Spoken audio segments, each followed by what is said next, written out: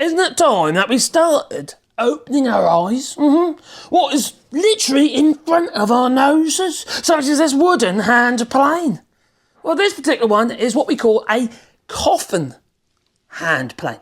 Yeah, it's shaped like a coffin. Yeah, it's pretty obvious, isn't it? No, it's a smoothing plane, this one. It has a 45 to 50 degree angle to the actual plane iron, but the plane iron is a Sorby plane iron. And it's a name that's quite well known with like lathe chisels and stuff like that, you see. Fantastic tools, good steel. Now, this particular plane iron, you see, is 4 millimetres thick. It is, yeah, 4 millimetres thick. It's solid, I'll tell you.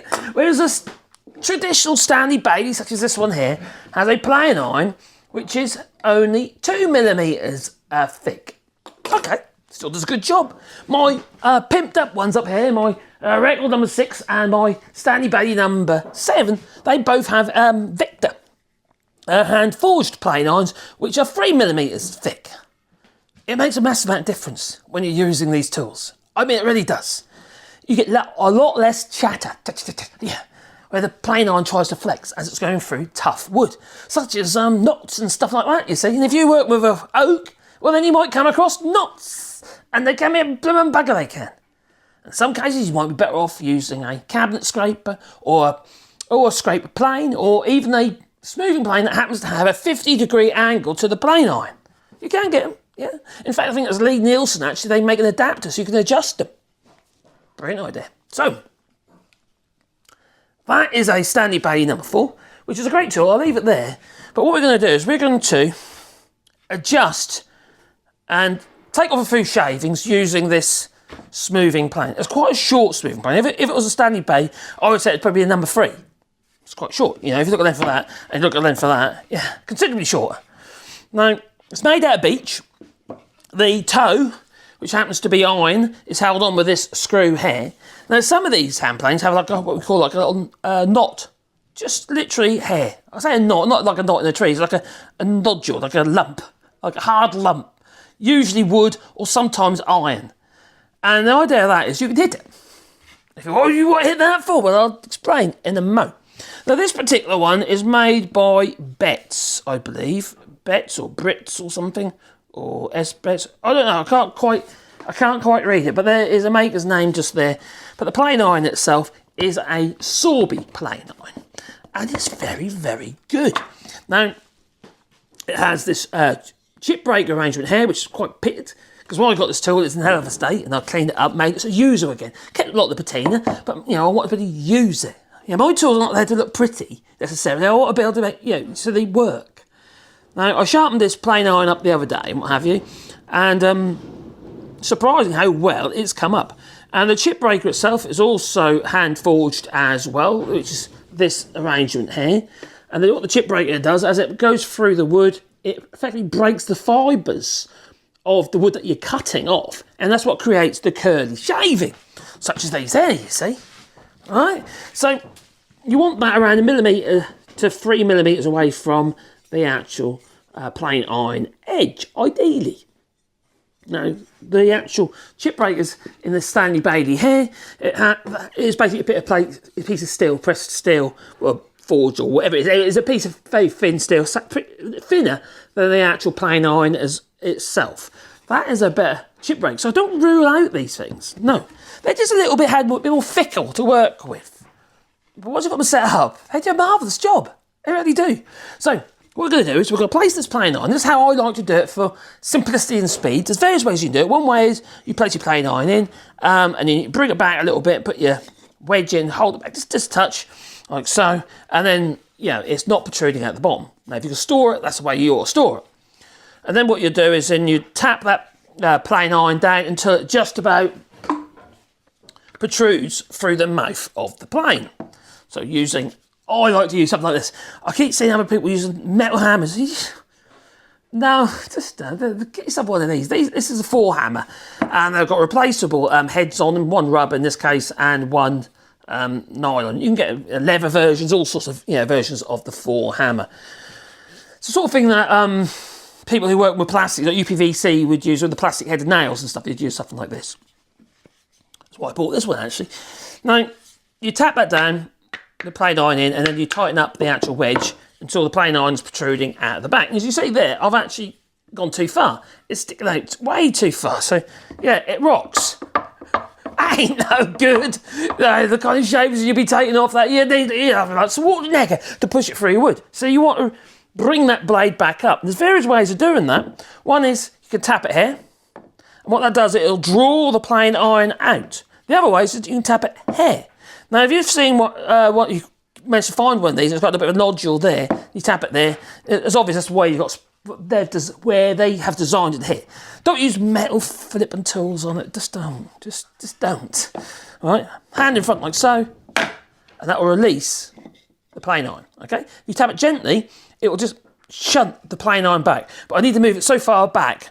It was it was sticking way too far. So now what we got is we have our plane iron flush with the bottom of the actual sole of the plane. Then this is what I generally do, is when I place it in, I'll place it on a piece of wood like this, hence that's why it's there, and then I'll place my plane iron so it touches the piece of wood like so. I'd grab my wedge, I'd place it in there like so. Oh, I got a wedgie, don't we? And we tap a wedgie. Oh, remember them days at school, don't you? And that's, very gently just tighten the wedge into the actual plane body. And then what you do is you can eye it up if you want, and you can feel the plane iron just protrude just slightly. Now the beauty about doing it this way, instead of like trying to manhandle it around like that and bring it backwards and forwards and put the skew of the blade, the thing is, because you've actually put the plane down onto a flat piece of wood, the likelihood is the skew is going to be relatively correct with the body of the plane. So any adjustments you make, it's less likely to go really skewed. Do you understand what I mean? It makes a lot of makes a lot of sense, I think so. And also, when you do it this way, you can actually tap the plane iron into the piece of wood just gently. Yeah? Then tighten up the wedge. And then what you'll find is it should grab the piece of wood like so. That's just one way of doing it. You don't have to do it that way. No, you can do it like that and eye it up if you want. So now that plane iron is protruding and that's whisker. Your testicle. Anyway, so what we're going to do is we're going to run that along this piece of wood, and the grain's going in all different directions. Some of it's going that way and some of it's going that way. So I think it's quite a good example. Now, when you're using something like this, which doesn't have a knob, like you got on here, on this Stanley Bay, you got a knob, haven't you? Yeah? You got to grab your knob. Anyway, you got to grab your wood. Oh my God, where am I going with this? Anyway, you got to grab your hand plane, all right? Now you do the toe grip. Now the toe grip is basically, that is the toe of the plane. The front of the plane here, that's the toe, all right? And there's a lot of variations on this. I generally have my finger like so, all right? Not where the plane iron is, because you'll cut yourself, but just there. And I'll use that as my fence. So if it was on the other side, it'll be like there, all right? And I'll be use that as a fence, as a guide with the actual plane itself. So let's give it a go, shall we? I might need to adjust it, you see. Might need more or less. So my finger is doing the toe grip, holding it like so, and I'm going to push it through the wood, like so. Now I say that's pretty damn perfect. Straight off. So when you see people, don't get me wrong, that's how I do it. We're going to iron it up with a metal body hand plane like this. But when you got a wedge like this hand plane, I always, it's just the way I do it. I place it on my piece of wood. It's my idea. I just come up with it. That's a stupid thing doing all that. Like, there's no, you haven't got a skew lever or anything like that to mess about with like you have on here, which skews the blade. No, not at all. You're relying purely on feel. It's a little bit more tricky. So why rely on feel when you could use something to help you, such as this off-cut of wood? That's all it is. And you just place it on there, and you tap it to it, and then tap it again, and then that'll be enough just for your cut. And your blade won't shoot past, because it's obviously pressing into your piece of wood. It's just simples, you know. I like simples, because that's me. Anyway, as you see, oh Christ, a lovely finish, I'll tell you. I know you can't see that. But look at this shaving, all right? That's the first shave we took off after adjusting it. I haven't made it a deeper cut. I haven't made it a shallower cut. No, we'll show you how to do that as well. See? You've got a reasonable shaving there. It's only in blooming old pine. That's all it is. So I'll give it another go, shall we? But this time, shall we? Let's make the shave a little bit, eeny, meeny, miny, mo. Oh, deeper. Yeah. Anyway, actually, is that... eeny, meeny, miny, mo. Oh, do you realize that's racist, isn't it? Oh, great, I don't want to do that. those nursery rhymes and stuff like that, some of them are awful, really, aren't they? You don't realise it, do you? Until you get later in life, these things are pointed out to you, and you realise, oh God, you can't really say that, can you? We teach our kids this stuff, you know? Blimey. Crikey. Anyway, I threw me at it. Anyway, I'm going to carry on, though. There's one thing I'm not a racist, no. I've got little black grandchildren, I have. Lovely little devils they are. Right, to make a deeper cut, you can leave it on your block of wood like so, and just tap them like that. Especially my Grace, if she's watching. I love you, Grace. So, and now, I've actually, if you look here, I've actually cut into the wood a bit deeper. It's that one there, all right? And now the plane iron is actually poking through, probably too far. So let's give it a go, all right? Because then we might have to readjust it and have a shallower cut. All right, it's going to make a nasty mess it is because it feels really deep. All right, here we go. It's deep. Crikey. Blimey, talk about tough. And as a result, all the shavings have come off short, but it's done full shavings. And I'm looking at the cut here now, and I know you can't really see it. Maybe I can show you. It has quite a textured finish. So anyway, we're going to readjust that now and make it a finer cut, like it was the first time. Now to do that, I'm going to place it back on here again. And instead of actually hitting on the plane iron there, I'm going to hit the back of the body of the plane. Now if you do it gently, you can actually shunt the blade out just gently. You know, the plane iron. Now, I'm saying plane iron and... Oh, there's a shaving stuck in there, see that? If you've got a shaving stuck in there, you need to remove that first, because it ain't going to work. Right. Now, some people call it a blade. It's actually a plain iron. And it's been called that for donkey's years. But, you know, not everybody knows that. So that's why I sometimes say plain iron and plain blade, all mixed two together. Anyway, that's what I do. So I want people to learn. I want people to, you know, benefit from the videos. And it's not just people who might have been doing it for some time. I want people who, just want to give it a go, you know? That's what this channel's about, really, helping people. So what we're going to do is now, is just tap on the back of the plain body, just here. And what I'll do is I'll shunt the blade back, or the blade iron back. How far is that? A bit more. Now when you do this, the likelihood you will need to tap the wedge again. Like so. I'm feeling like so. Let's give it a go, shall we? It's gone up a bit, but I don't know, but not by much though. Yeah, it's gone up a bit.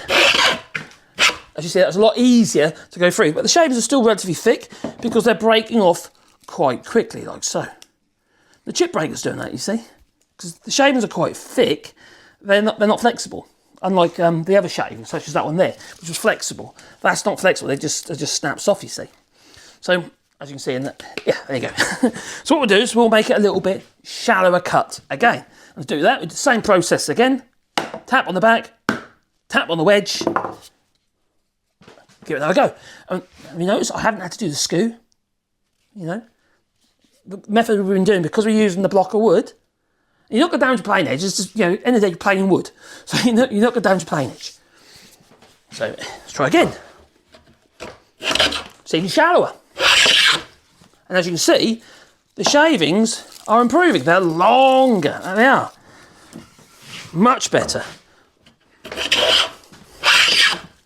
Move that away before I catch the fingers on it. Wow. When you think with the old Japanese hand planes, they use with the old competitions and that, and they've got these fantastic shavings, really wide, really thin, and really long. They do competitions and that, don't they? In Japan. Brilliant tools and skill. Massive amount of skill. Not just using the plane, but actually getting it to that standard where you can actually take those really fine shavings. But yeah, I think most people will be happy just at that. So I wouldn't rule out a wooden hand plane like this one. You know, for most people, that's more than good enough.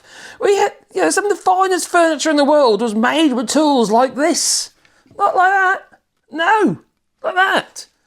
For the life of me, it probably goes back down to Egyptian days. You know, it's ancient. And this one here, I don't know how old this one is. It might not actually even be that old. Quite often, these tools were made by the carpenters themselves. This one is a tool maker. He's made this one. And it's a lovely thing, it really is. And they come in all different shapes and sizes. You get long planes, such as a jointer, a jack plane, a 4 plane, you know. But also they come shorter. This one I would say is more like a number 3. You also can get compass planes. And I actually have one here. That's a compass plane. Because it's got a round bottom, bit like me. Yeah. Fantastic tools. Very, very usable. They do work. After all, how can we argue with that when they've been used for flippin' centuries? Eh? And the skill of these people, far better than what I can produce, and probably most carpenters that you've seen on YouTube, for instance, can produce, using all their machines and stuff. So there you go. That's what I say. What I say? That's what I say. I say, don't dismiss the wooden hand plane. Just learn how to use it, you know. And if you've got any questions now, on the wooden hand plane, but also other tools that you're a little bit stumped with and you want to learn how to use, or you'd like me to make a video on, just leave it in the comments down below. Because I do actually read the comments, but you probably already know. And it'll support the channel, you do a Patreon or buy us coffee, but also just boot the little like button, because that does help the channel. And share the videos if you like. Yeah. Toodaloo. Now what I need a finger.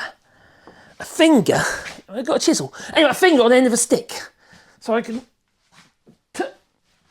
Oh, I'll have to walk over here. Toodaloo!